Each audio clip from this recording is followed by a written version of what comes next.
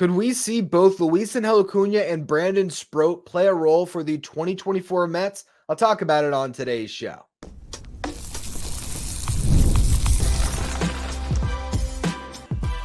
You are Locked On Mets, your daily New York Mets podcast. Part of the Locked On Podcast Network, your team every day. Hello to all you amazing Mets fans. You're watching Locked On Mets, part of the Locked On Podcast Network, your team every day. I'm your host, Ryan Finkelstein. If you want to find any of my work, follow me on X at Finkelstein Ryan. You can also find some of my writing at justbaseball.com, where I work as the managing editor. This episode of Locked On Mets is brought to you by Booking.com, Booking.yeah. The right stay can make you a fan of any city, even your rivals. Check out Booking.com for your stay today. Well, we have a Friday farm report in store for you, and I'm going to spend a lot of time on two of the Mets' top prospects. You can make an argument these are the two guys, I don't know if you say closest to the big leagues in the Mets system, but maybe the closest high-impact players available in the Mets system. So we're going to spend a lot of time on Brandon Sproat and Luisangel Acuña today. But first, there is a series split to discuss, and it feels almost like a series loss because you had the first two games of this series won. And really, it felt like you had the third game of the series won when you were up 5-0 against the Nationals in Game 3. And even when you were up 5-1, even when you were up 5-4 but only had 7 outs to get, the Mets were in the driver's seat. And that's the game, the one on Wednesday night, that I'll look back on this series and say they should not have let that one go. Thursday's game was frustrating because the Mets bats didn't hit, but you have to acknowledge that Jake Irvin was dialed this entire game. Yeah, there was some first pitch curveballs that he was getting in there, sneaking by the Mets, and you would have thought, okay, maybe they adjust to it. That's a hard pitch to hit. I mean, yeah, if you are looking for it and you see it coming, it obviously ends up right down the middle in the catcher's glove. But that's a nasty curveball, and this guy just looked lights out the entire start. And you also have to acknowledge how difficult it is for a team to go from blowing a game the night before, and you wake up the next day, have to get to the ballpark ridiculously early to kick off a July 4th slate because you're playing in the nation's capital, and you're playing a baseball game at a time where typically you're showing up to the ballpark. But instead, here you are, 11 o'clock start. You got to get the bats going. And we saw it on both sides. I mean, Jose Quintana pitched a gem, 7 scoreless from Quintana. He has been so much better ever since he got Francisco Alvarez behind the plate with him. He has a 2.05 ERA pitching to Alvarez, 6.31 with everybody else this year. And in this outing, he did have traffic on the bases, but if I'm not mistaken, I don't think anyone got even to third base. There was a couple instances where guys got into scoring position. Lane Thomas stole second twice. But overall for Quintana, he allows 4 hits, walks 3, only had 1 strikeout, was just pitching to contact, kept his pitch count low, got deep into the game. But the Mets couldn't hit. And that's what it comes down to. Jeff McNeil got the only hit of the game for the Mets. DJ Stewart drew a walk, and that was it. So they never even sniffed a run in this game.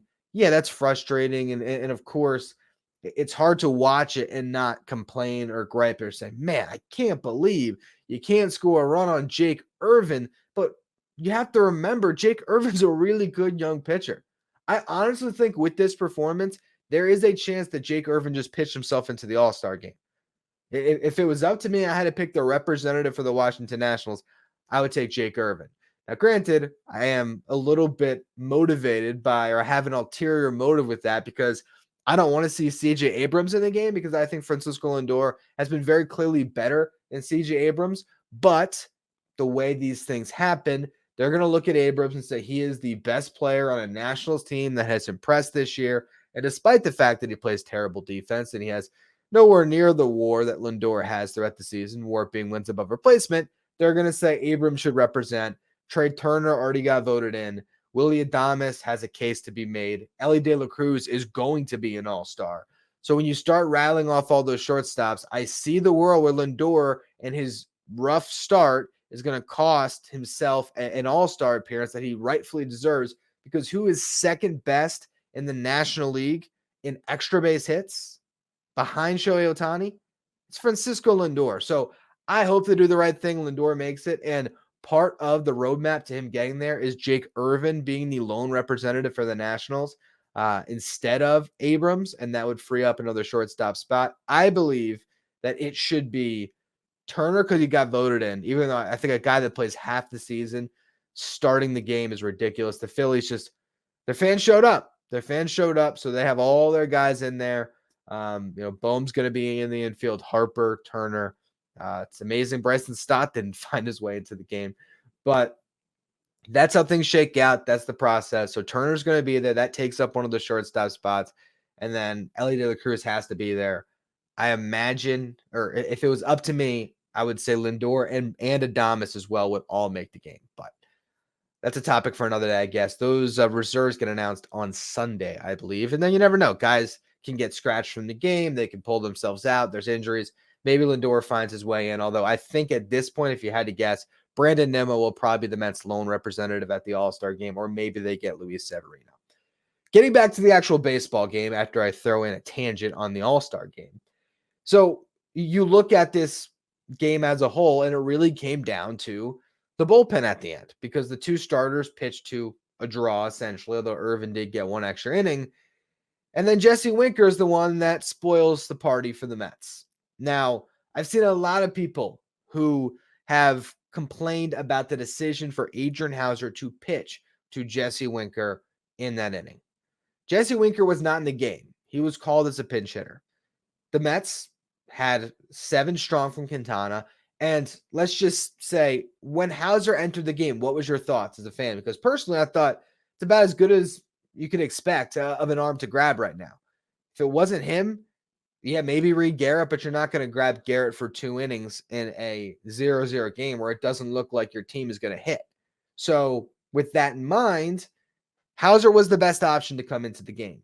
Gets a strikeout, then Jesse Winker comes on. Now, Jesse Winker had insane numbers against Adrian Houser in his career. I believe it was 9 for 22 with 5 home runs prior to that at bat, and he homered, and that was the difference in the game. Now, I've heard or I've seen on Twitter a lot of people saying, how could the Mets possibly pitch to Jesse Winker? They should have intentionally walked him. They should have put 4 fingers up. As much as those are drastic splits, or not splits, drastic career numbers that will awe you. And Houser, I'm sure, knows them. There's some guys that just own you when you're a pitcher. And clearly this is one of those occurrences. With that said, 9 for 22, 5 home runs.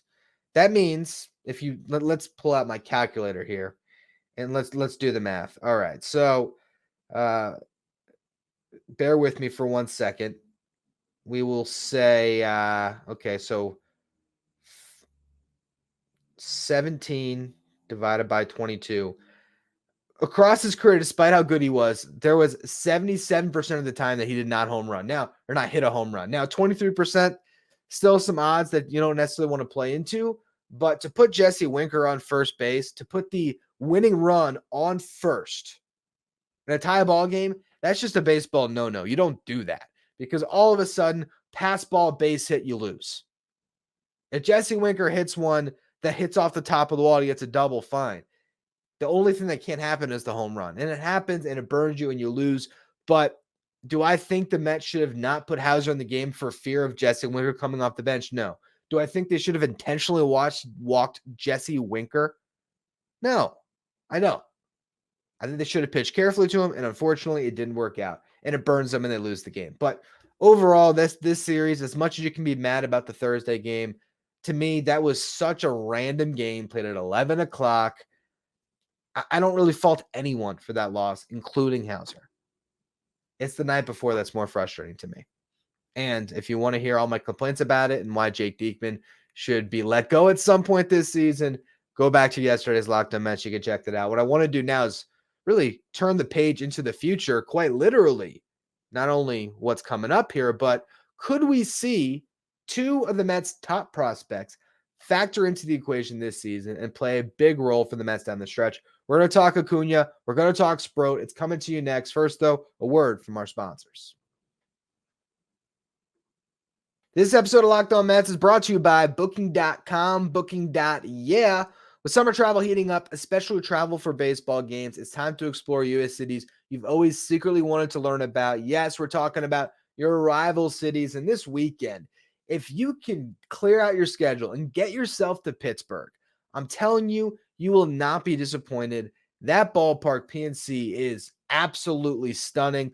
It might be my favorite ballpark I've been to outside of Citi Field, of course. I mean, there's the history of Fenway and of Wrigley, and I've been to both, but there's something about that park in Pittsburgh that is just awesome. And with Booking.com, you can get there and have a great stay with hotels, bed and breakfasts, vacation rentals, resorts, and so much more. Booking.com might be the place to find your perfect stay. The right stay can make you a fan of any U.S. city, even your rivals. So book today on Booking.com, on the site, or on the Booking.com app.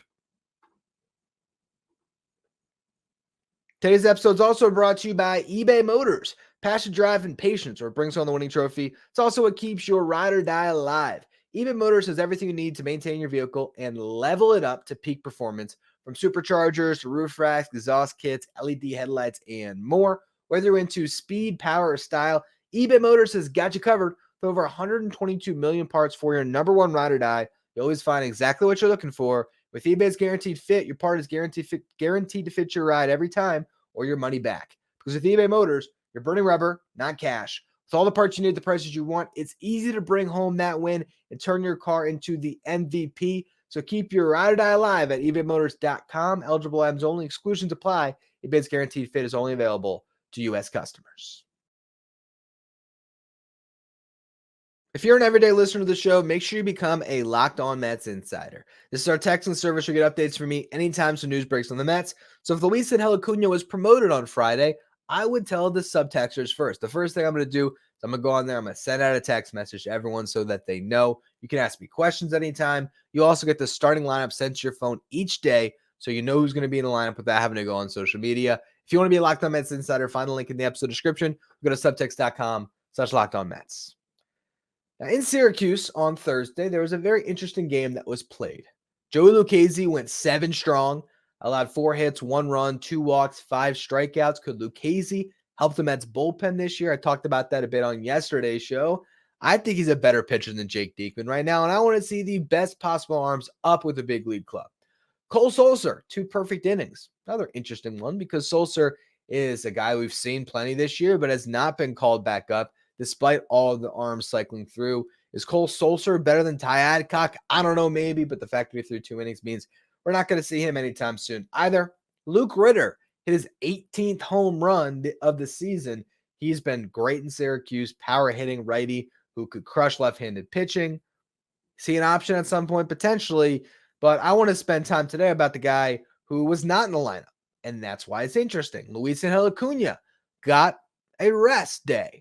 Now, he has been rested a few times this season. I looked it up because I was curious. If Acuña had played every single game for Syracuse this season, I would have jumped to the conclusion again that he's coming to Pittsburgh and he's going to meet the Mets this weekend.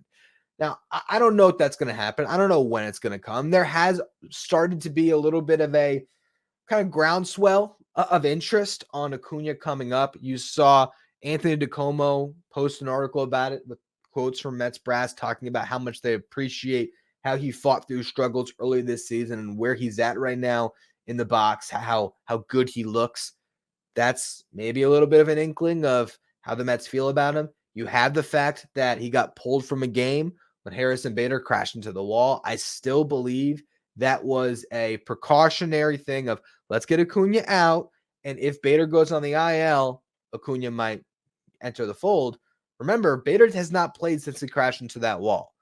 And part of that might have been, okay, a guy who might be dealing with some back soreness. You don't want to have him rush for an 11 o'clock start the next day, or not the next day, 2 days later. And, the reason why he missed Wednesday's game might just have been, well, it happened the night before. But there's a world where they put Bader on the 10-day IL retroactive to a couple days ago, bring up Acuña for the time being, start him in center field, see what he has, and then make a roster decision later. That is in the cards. So you look at a team right now that just ran out of starting lineup that had Ben Gamel, DJ Stewart, and Jeff McNeil in it. And also not to mention Tyrone Taylor, who has been swinging it better as of late. But that's the lineup they put up in this game, and that lineup scored no runs, and they got 1 hit and 1 walk. Funny enough, those two base runners came from that group I just talked about with McNeil and Stewart. But the point stands, if Luisangel Acuña was on the roster, could he have manufactured a run in this game? Could Acuña have drawn a walk or gotten a base hit, stole second, stole third, and came around to score on a sac fly? That is the type of game-changing speed that he has. And when you are rolling out some of these guys that aren't great big league bats right now anyway, it does lead to that wonder, right? Is this the time to make a move? Over the last 15 days, Jeff McNeil has 37 at-bats. DJ Stewart has 13. Ben Gamel has 6. Combine that, that's 56 at-bats that have gone to those three guys. Francisco Lindor leads the team with 55. So my point in counting those at-bats up is if you take away the at-bats that are going to Stewart, to Gamel, and a lot of them that are going to Jeff McNeil, if you put Jeff McNeil in the DJ Stewart role, you banish Gamel, and you combine McNeil and Gamel into Acuña's at-bats over a 2-week span, well, now he's a semi-regular, and it makes sense to have him on the big league roster because at least you're not hurting his development by not playing him. I have, throughout the season, pushed back on the notion that just because Acuña got hot in June, the Mets should call him up. But that was a Mets team that had Starling Marte healthy, that had Bader healthy and thriving, that was cruising, and even though McNeil was a sore thumb in the lineup, they still were putting up runs. Yes, it's one bad game. I'm not overreacting just to Thursday, but it's more of the state of this roster. And maybe bringing some youth into the equation is a good thing that could help them. And if it's just a 2-week stint until, maybe it's just until Bader comes back, or maybe it's until Marte comes back, or maybe it's just until the trade deadline and he struggles for a couple weeks, you send him down and you make a move at the deadline to get somebody into the fold that can be a second baseman, left fielder that can actually hit, or maybe Jeff McNeil starts to hit, whatever it is. I think it's a card that the Mets have to at least be thinking about playing right now, considering where they're at, especially when you think about the pitching that he would face during this stretch. Yeah, this weekend going to be a little bit tough, although I think that Acuña has the ability to hold his own against a Paul Skeens better than someone like Jeff McNeil potentially, where I don't know if McNeil's going to catch up to Skeens. But moreover, when you get past this series against the Pirates and they have some good pitching, it's the Nationals again, and then the Rockies. I mean, you're going to have some light pitching that he might be able to take advantage of, pitching that might not be that much better than what he's seeing in AAA, especially that Rockies series. So if this is just until the break even, I kind of want to see it. So we'll see what the Mets do. It could have just been a rest day on Thursday in Syracuse, and he might just be right back out there on Friday night playing AAA games. But there's a world where this happens on Friday, and that's why I wanted to talk about it. And because it's a Friday Farm Report, I also want to talk about the potential of Brandon Sproat making its way to the big league club this year. I don't think this one would happen until maybe after the deadline. But there is a Brandon Sproat, Corbin Burnes parallel that I'd like to walk you through. Before we get to that parallel, let's also just acknowledge great start by Sproat on Thursday. He went 6 2/3, allowed 3 hits, 2 solo home runs were the 2 runs that he allowed, walked 2, struck out 9. He has a 2.05 ERA in 8 starts in AA. He's 4-0. In high A this year, he had an ERA below 2. Put it all together, he's got like a 1.71 ERA in the season. Now, in high A, he had 16 walks in 25 1/3 innings pitched. In AA, he has 12 walks and 48 1/3 innings pitched. He is commanding the strike zone. He's pitching deep into games. He looks like a future stud, a guy that could be the ace of the Mets in a couple of years. So why would you want to hurt his development potentially and move him into a bullpen role, which is what I'm about to talk about? Because Corbin Burnes did it, and David Stearns put him in that role, and it was for a team that needed help in the bullpen. So they went to a top prospect, they converted him for a year, and then eventually ended up in a rotation and became a Cy Young. So Corbin Burnes was a consensus top prospect in baseball, top 100 prospect, going into the 2018 season. Now, he made his debut in July that year. 2017, the year prior, to become that consensus top 100 guy, he had a season very similar to one that Brandon Sproat is in the middle of. Pitched to a 2.10 ERA in 16 starts in AA. 10 starts in high A, had a 1.05 ERA. Now, he started 2018 in AAA, pitched to a 5.15 ERA before he got promoted. But obviously, they saw what the numbers looked like, and they decided that he was, or not even with the numbers, what the stuff looked like, and decided he would be big league ready, was probably pitching in a bandbox of a league. And they converted him to a reliever in the middle of June that year. He made 6 appearances out of the bullpen in AAA and then got the call. So if Brandon Sproat starts making appearances in the bullpen, we'll have an idea that this might be happening. So I'll keep my eye out for that. But here's what Burnes did down the stretch for the 2018 Brewers. They were a 1 win away from the World Series, mind you. So he comes up, does not allow a run in his first 6 big league appearances in July. Promoted on the 8th, pitches on the 10th. Now he had a more difficult August, gave up some runs, had a 4.70 ERA that month, but settled in and pitched to a 1.93 ERA across 12 appearances in September. And then in October, for again, a team that nearly made the World Series, he made 6 appearances.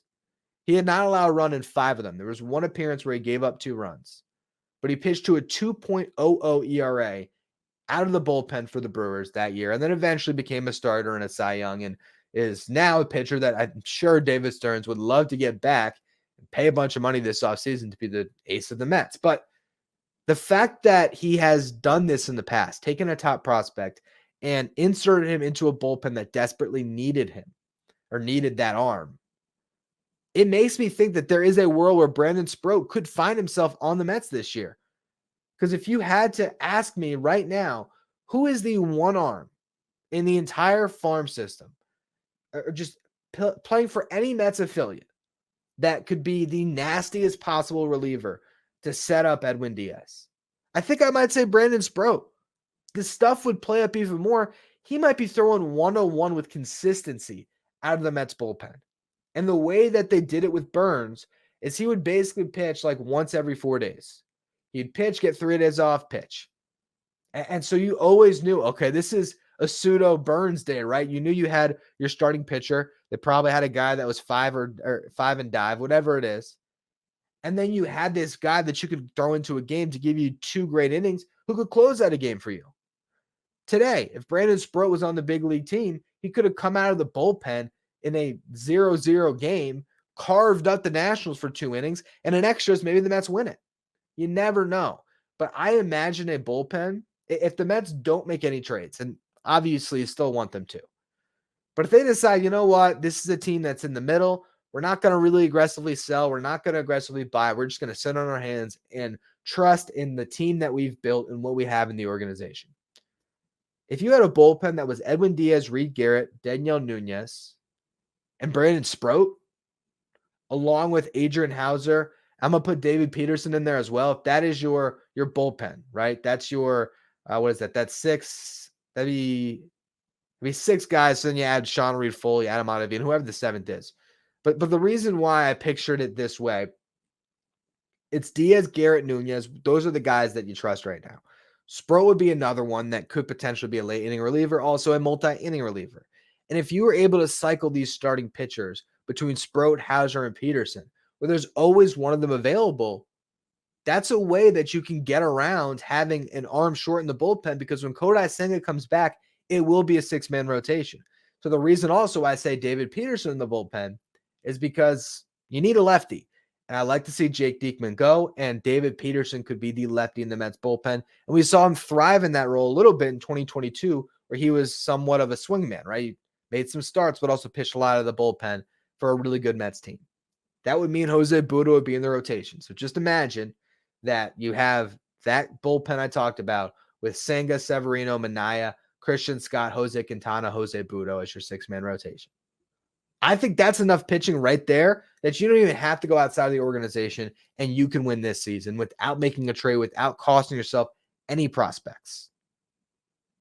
So as much as I'd be excited if Luisangel Acuña came up, because it would be fun to see, the guy that I believe would not just come up and potentially play a role, a guy I think would come up and would immediately thrive, is Brandon Sproat. I honestly believe they, in a bullpen role this year, the guy could be dynamite.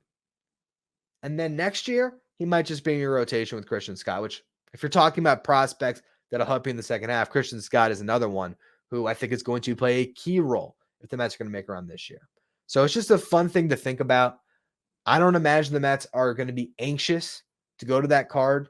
You'd like to keep Sproat just pitching and developing as a starter so that next year he could be a guy. But if you get to a point this year where you believe in this team, that is something the Mets can go to that would take their bullpen and potentially put it over the top. We'll see what happens, though. I also now, to close the show, of course, want to give you your series preview. So let's get out of the hypothetical. Let's talk about what's about to happen. Mets versus Pirates this weekend. We'll get to that in just a minute. First, though, a word from our sponsors. Today's episode of Locked On Mets is brought to you by Tax Network USA. Here with Locked On Mets, we pride ourselves on getting you the latest news for your team, whether it's the offseason, the draft, spring training, or the playoffs. It's year-round. You know what else is year-round? Collection season. Just because tax season's over doesn't mean the IRS will stop coming after you for unfiled taxes. The IRS can garnish your wages, levy your bank accounts, and can even seize your property. Don't let the IRS target you. Let the licensed professionals and tax experts at Tax Network USA go to bat for you. With over 14 years of experience and an A+ rating by the Better Business Bureau, Tax Network USA has saved their clients over $1 billion in tax debt. Whether you owe taxes, have complicated matters that require tax planning, or finally hit that parlay this season and need help correctly filing, call 1-800-549-1000 or visit tnusa.com/lockedon. You can also see the link in the episode description below. Today's episode is also brought to you by Ibata. It's summertime, which means barbecue season. Stock up on all your grilling favorites and earn cash back on every purchase when you use Ibata. Ibata is a free app that gives you the most cash back every time you shop on hundreds of items from groceries to beauty supplies and more. The average Ibata user earns $256 per year. That could cover the cost of an entire trip to the grocery store and even more than that too. Other apps can give you points that don't amount to much. With Ibata, just add your offers in the app, upload your receipt, and you get real cash that you can cash out to your bank account, PayPal, or gift cards. Join the over 50 million savers who earn cash back every time you shop from over 2,700 brands and retailers, including Lowe's, Macy's, Sephora, Best Buy, and more. Right now, Ibata is offering our listeners $5 just for trying Ibata by using the code LOCKEDONMLB when you register. Just go to the App Store or Google Play Store and download the free Ibata app to start earning cash back and use the code LOCKEDONMLB. That's Ibata, IBOTTA, in the Google Play or App Store and use the code LOCKEDONMLB. Stay up to date with all the latest in the world of sports by checking out Locked On Sports Today, which is streaming 24/7 on YouTube. All right, Mets versus Pirates this weekend, a 4-game series, Friday, Saturday, Sunday, Monday. It's a little bit of a weird one. We haven't seen the Mets play a 4-game series that ends on a Monday this year, I don't believe. So that's new.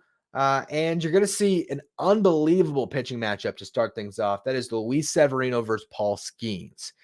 Now, Skeens is a scary matchup. Now, the Mets have done great against some really good pitchers, but they haven't seen Paul Skeens. Paul Skeens is unbelievable. Okay, he's going to give you some ridiculous stuff when you're in the batter's box. He's got this splinker that is a pitch out of hell if you're a batter, which is basically a combination of a sinker and a splitter, and he just throws it ridiculously hard. His fastball is going to top out over 100, probably multiple times in this outing. He is just insane. Got an ERA in the low 2s so far.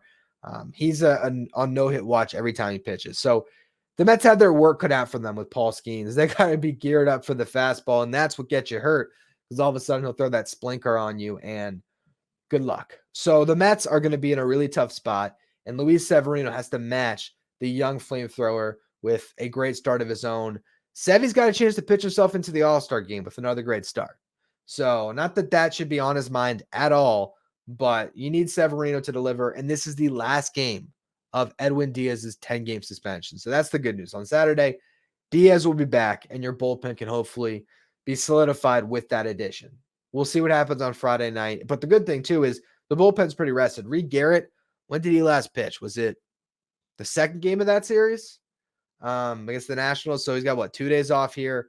Nunez didn't pitch, although I don't expect him to pitch on Friday night. I think he wouldn't go until Saturday.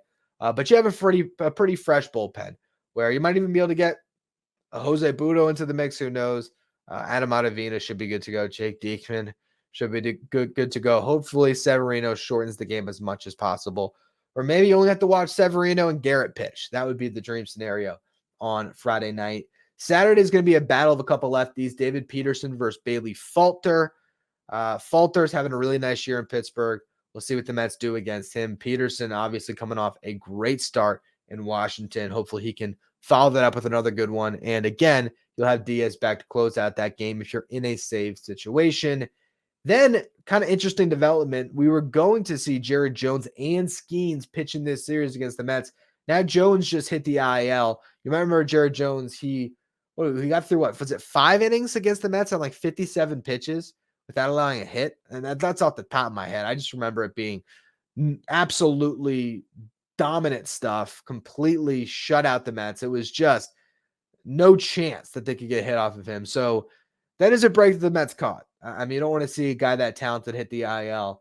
But for this particular series, the Mets caught a break because I don't know who's going to be pitching that game, but they're not going to be as good as Jared Jones. I do think that Jones was going through a little bit of a rough stretch lately, but his stuff is so good. So we'll see who pitches for the Pirates. It might be a spot starter bullpen game. I do not know. Final game, Christian Scott right now is listed as the probable pitcher.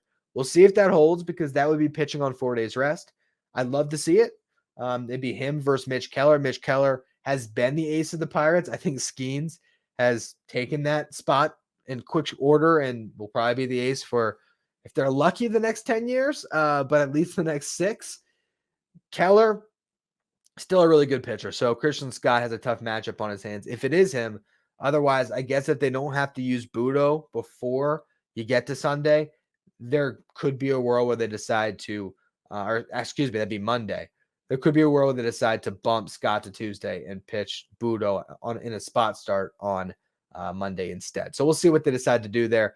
Overall, though, this is a Pirates team that has hung around in this playoff mix. Their lineup isn't great, but they have a couple good hitters: Brian Reynolds, Andrew McCutchen, Connor Joe, a couple guys that are having decent seasons. Their bullpen has stabilized. Colin Holderman has been great for them. That trade, look back, pretty frustrating one, giving up Holderman for Daniel Vogelbach, because Holderman would be perfect in the Mets bullpen right now. And I believe Bednar has stabilized after a rough start to his season in the closer role. So we'll see how this series goes. The Pirates are 4-6 in their last 10 games, but a dangerous team nonetheless, and it should be a lot of fun. I'll be covering all of it throughout the weekend, so make sure you tune in for our Saturday show where I'll break down this pitching matchup, whatever happens. If there is a promotion of Acuña, we'll definitely talk about that. Even if there's not, the return of Edwin Diaz, there'll be a ton to discuss. So make sure you check out that show. Follow, rate, and review wherever you get your podcasts. If you're watching on YouTube, hit that subscribe button. The goal is to get to 9,000 subs by the All-Star break. We got a little over a week left. We're within 100 subscribers, so I appreciate all of you who continue to subscribe. If you want to be a Locked On Mets insider, find a link in the episode description or go to subtext.com/LockedOnMets. Thank you for making Locked On Mets your first listener, your first watch every day. Now for your second watch, head over to YouTube and check out the first ever 24/7 streaming channel that covers everything in the world of sports. Talking about Locked On Sports today with our local experts from each team and our league-wide experts from each league. You find Locked On Sports today streaming 24/7 on YouTube and on Amazon Fire TV.